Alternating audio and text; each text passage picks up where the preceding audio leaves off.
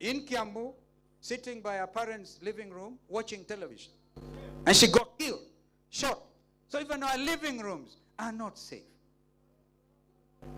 I salute our farmers, our mama boggers, and our border riders.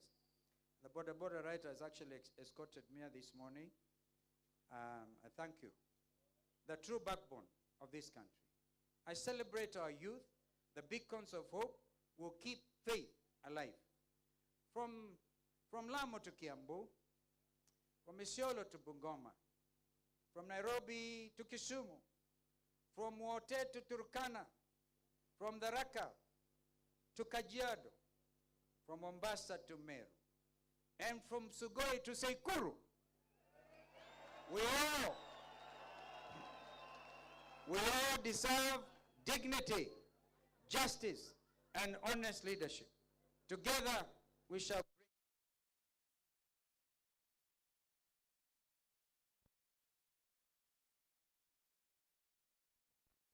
is ready.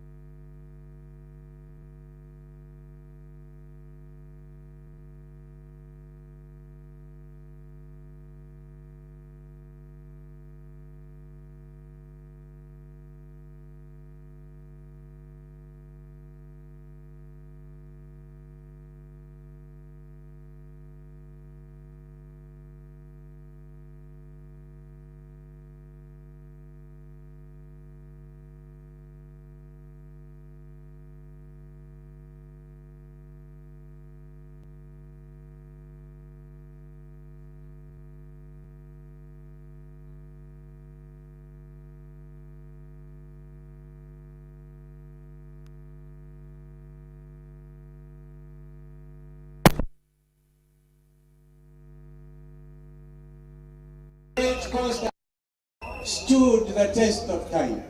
At very great personal cost, I've dared to stand. I like it. Hashtag the last man standing. Emeona hiyo? Kuna picha inaonyeshwa. Tukiwa State House, I think Fred, you remember, we were in State House, Mombasa, before the election in 2022. And there's that clip. We're all standing there with our brother Uhuru Kenyatta, Raila Odinga, Kalonzo Musyoka, Weta, my DVD, Gideon Moi. We're all standing there. I looked at that, somebody sent me, and I must really thank our sister who is in Bahamas, I think Barbados, for CPA conference, Mheshimiwa Lesuda. She sent me that picture and said, she drew a picture around that, said, the last man standing. We're all going to stand. It's not going to be the last man. How many of you are ready to stand with the last man standing?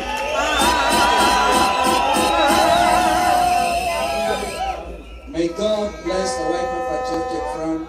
Thank you so much for putting the confidence in me. You know, we always work as a team. We consult.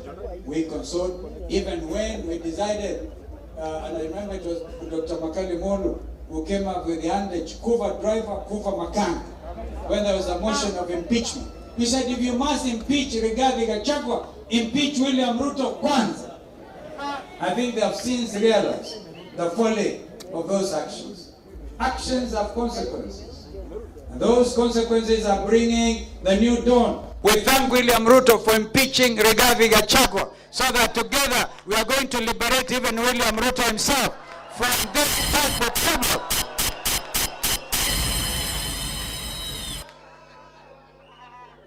And they say, it was Shakespeare who said, the certificate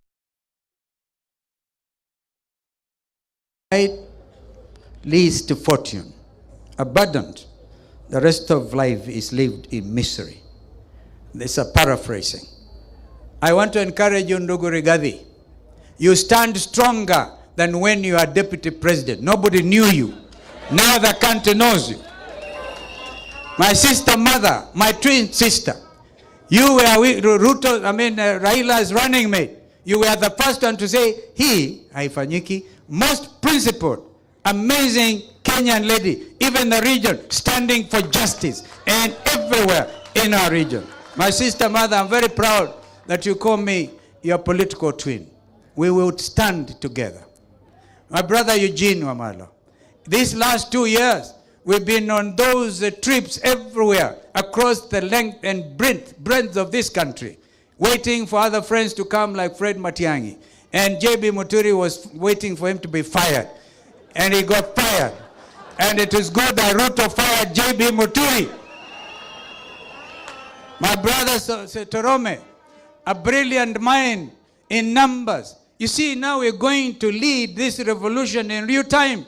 This coming election will not be stealable. And we must tell IBC, either they want to be on the right side of history and deliver that image of a rotten IBC, or they are going to do the just thing. Data-driven campaign. That is what our brother Torome Saitoti is able to do along with other people. We are so proud of you. Our brother, Governor Natembeya, you did meet severally with our friends and our brother Eugene. We urged you that for the sake of all of us, any of us bleeding will get all of us bleeding. So we must hold together. Allow me to thank our 3 governors from Makueni, Machakos, and Kitui for standing strong. For standing very, very strong. Yani, they know what the Constitution says. What the Constitution says. They know. There are 2 levels of government. They're independent, they know. So he told them, when William Ruto comes calling, you are the governor, but he must recognize you. You are the home governor.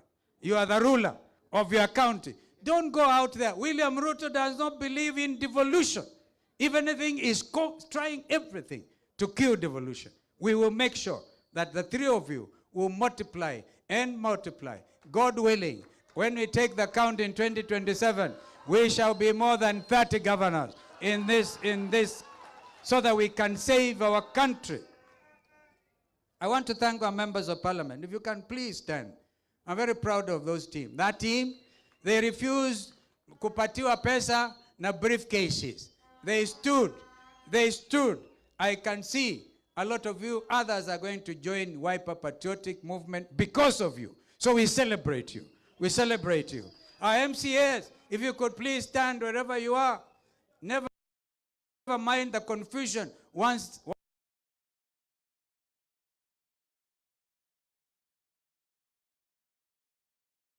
in a while. Governor Douglas Bilo, you are smart here and you know how to hold the ground. Thank you for putting the question and for endorsing my candidature. May God bless you. The people of Makueni, the people of Kitui, the people of Machakos, and we have MCAs, the people of Taita Taveta. It's from Taita Taveta. We thank you. We even our deputy leader, all the way from Dadaab, Farah Mahalim. Of course, he has sent to resign willingly. We wish him well wherever he goes, wherever his political journey takes him. I'm not the type of person to wish anybody ill. And all other MCAs, you had somebody in Nairobi. Hey, Mheshimiwa Mawadha and the teams here, we thank you. We really recognize you. Yeah? So, Nyamira Kisii, whoever has imagined Wiper is a regional party is absolutely wrong. But I want to give you one promise. Today, this front will grow in leaps and bounds. And together with our partners we don't want to call ourselves at a united opposition. This is the government in waiting. This is the government in waiting. I want to recognize all of you delegates from Mashinani, wherever part of the country you come from. I have a little daughter called Nadi Girole. Our late father was our candidate for Isiolo North one time when we were ODM Kenya. She is sharp. She's grown. And under tutelage of my wife and also Kalonzo Musyoka Foundation, we have tried to reach out to every corner. That's my daughter.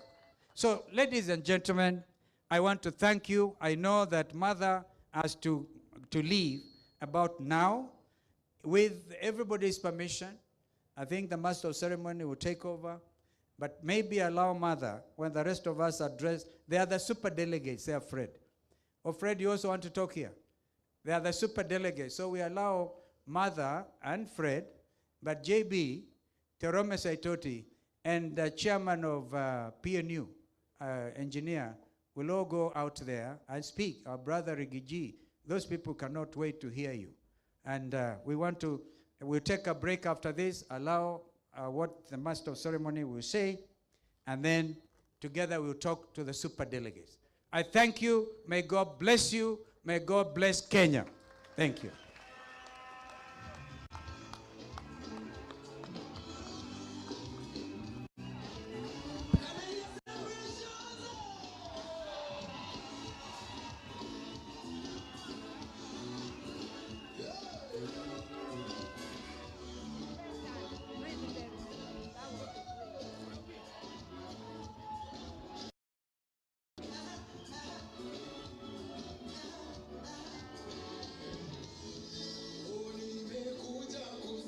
Asanteni, asanteni, Your Excellency,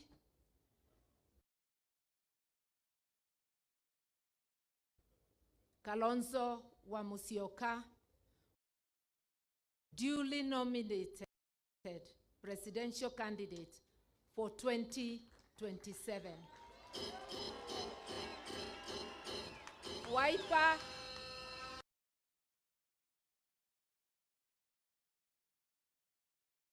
dear brothers, co-principals, in Team Ukombozi, Team One Term. It is a great moment today. I want to begin my political twin for being nominated in this very colorful, very well organized, very well attended NDC, and to congratulate the Wiper Patriotic Front, governors and members of parliament for remaining steadfast. Why this is not the first time I am saying it. I remember saying it somewhere in Naivasha, and I remember you were there, Governor Wavinya. We admire the leadership of my political twin, His Excellency Kalonzo Musyoka, the way he has held the Wiper Patriotic Front together, what he represents, and the way he has stood with the people of Kenya. He is a selfless man. For that, I admire and respect him for his stand. And today, what he has said here today is what I too and our colleagues believe in. We are together on a journey to liberate this country. And I note that today, when we say Wiper, munajibu sio Wiper. Wiper! Iyo museme kwa nguvu. Wiper! Wiper! We are on a journey to liberate. We in the People's Liberation Party, we say it, but we say it slightly differently. We say unite, liberate. Nikisema PLP, munanipatia unite, liberate. Kwa Kiswahili tunasema tuungane, tujikomboe. PLP. You can see, we are on a journey to liberate. And when I listen to my other brothers, what they say is about liberating the country. We are liberating the country of oppression. Someone's finger is on our throats. Someone's boots is on our throats. They are exploiting the nation's people worse than the extractive colonial regime. Why would they tax people beyond the point where a family is no longer able to feed itself? Why are they taking our money in share shift, a theft syndicate? Yet, they are leaving the burdens of the bills to the families. Why are they taking the housing levy? I am happy to hear my brother say he would scrap it as the first item. I will not repeat everything my brother has said. I have only touched on a few to show that we are of the same mind. Should the united opposition pick my twin brother as the flag bearer, I pledge to stand with him to the end.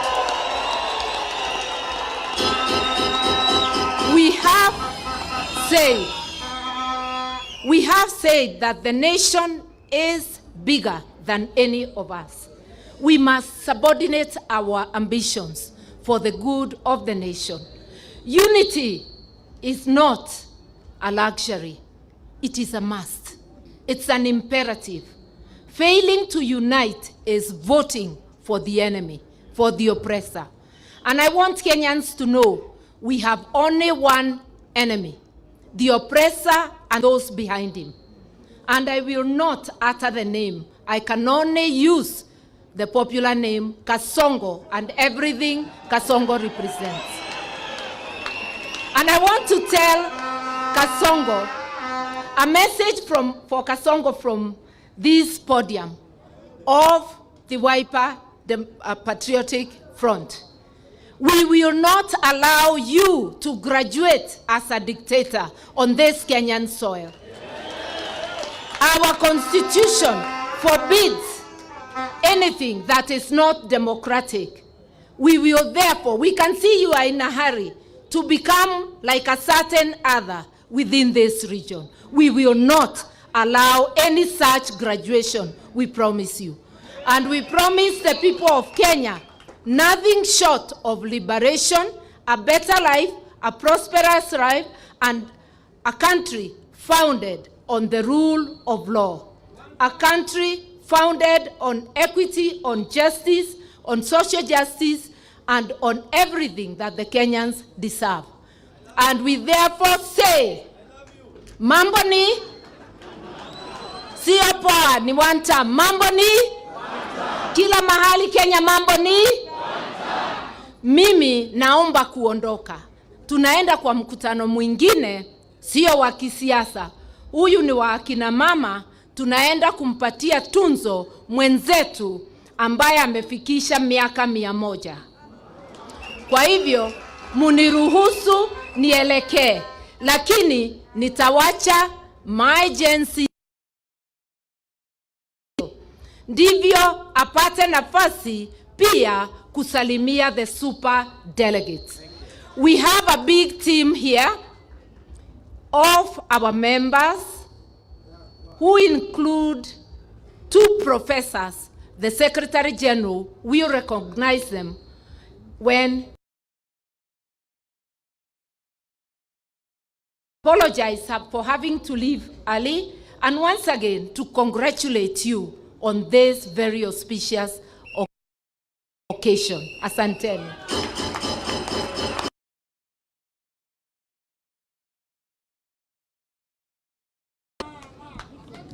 And now my brother Fred Okengo Matiangi, I'm assuming I should have recognized my friend, another friend, party leader there, called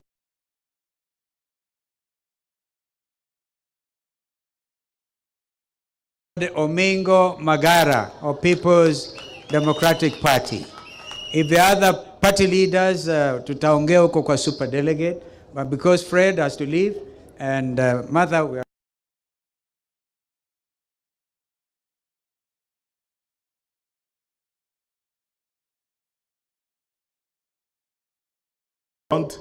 and now the presidential candidate of Wiper Patriotic Front, my brothers and sister in the opposition, and all of you Patriotic Front. First of all, thank you so much, Your Excellency, for graciously and kindly indulging me to make some remarks, because I'm traveling up country. First, let me start by congratulating you for a wonderful delegates conference you've had, and most importantly, for your nomination formally now as the president. Secondly, Your Excellency, thank you for making an excellent speech. I associate myself and support every word that you uttered from here. So in a sense, you actually spoke for all of us this afternoon. My fellow Kenyans, there are many things we could say at this point in time, but I want to say only two. One, every generation has a date with destiny, and every generation faces its own challenge. The one we face today in Kenya is to be true to ourselves and true to our country and save our country from the challenges we have today. Please allow me to say only one thing that is very, very painful to me today. What is going on right now in the country? And my colleagues, and I'm calling them colleagues because I just left the security sector 3 years ago, having served as Minister for Interior. The activities of registering people, some of whom are not even Kenyan citizens, getting identification cards and doing all manner of criminal monkeying that is going to affect our country, is setting the stage for anarchy in this country.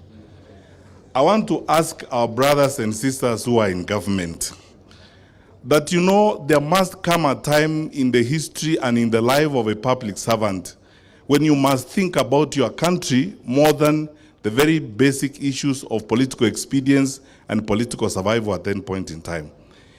The madness going on right now and those things that are happening, denying young people registration in parts of the country where people suspect they will not get votes, is setting the stage for anarchy. And I want to ask the IEBC and everyone responsible to think about this country very seriously. You may be in responsible positions today, you may be in power today, but please think about the country today and tomorrow. Secondly, people have been saying that the mood in Africa is such that you cannot serve one term, that it's very difficult to remove a sitting president. I honestly think that that nonsense has now been sorted out, and you know what that is. So, Kenyan people, soon enough we will have our opportunity to do a good thing for this country and follow suit and do what other good Africans have done where they have not been satisfied by service provision and service delivery. I honestly don't think we will let the Kenyan people down. Secondly, Your Excellency, I want to repeat and exactly say what Mother said here. We have agreed we must put ambition and everything else before the interest of this country. When we sit together, and should the united opposition, Your Excellency, decide that you will be the candidate, I will support you. We will support you.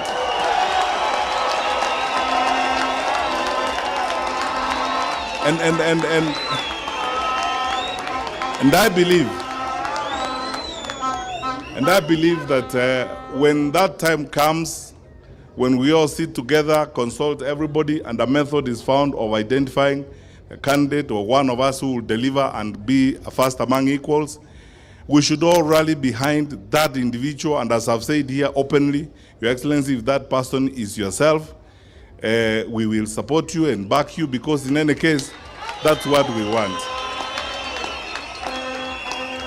Finally, as I leave, I would like to urge us, because this issue is normally spoken about, I'd like to speak about it a little more bluntly and more frankly.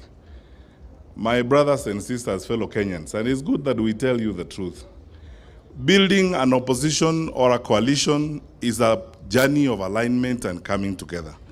We will be together in spite of our differences, not because we don't have differences. We will work on this together. It's a long journey that we are determined to work together. The goal we have is greater than the sum total of each one of us here. So, occasionally, if we argue sometimes, or if we have differences of opinion, that is precisely because we are a group of people who are passionate and love their country. We do not expect that Kenyans want a government that looks like a boys' choir or a girls' quartet. It is supposed to be a group of people who are smart, who reason, who work together, who argue, then they come together and form one government. So as we go forward, we will have our own active moments of fellowship. But we assure you that even during that fellowship, Kenya will be opportunity and priority number one as we go forward. So let us stay the course and continue to work together.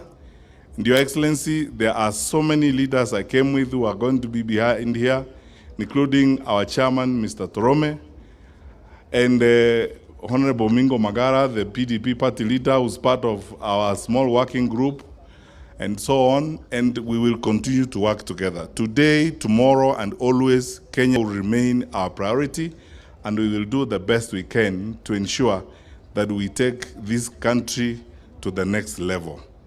May God bless you indeed as we walk through this, and may we stick together, and may unity describe us as we demand that, as I said earlier, people who say that there would never be one term, let them just wait 2027 and see what will happen.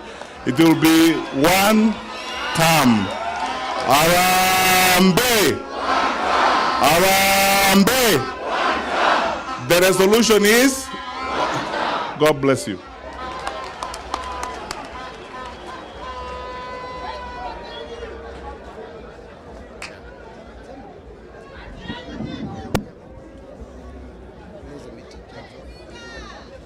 Thank you. Thank you.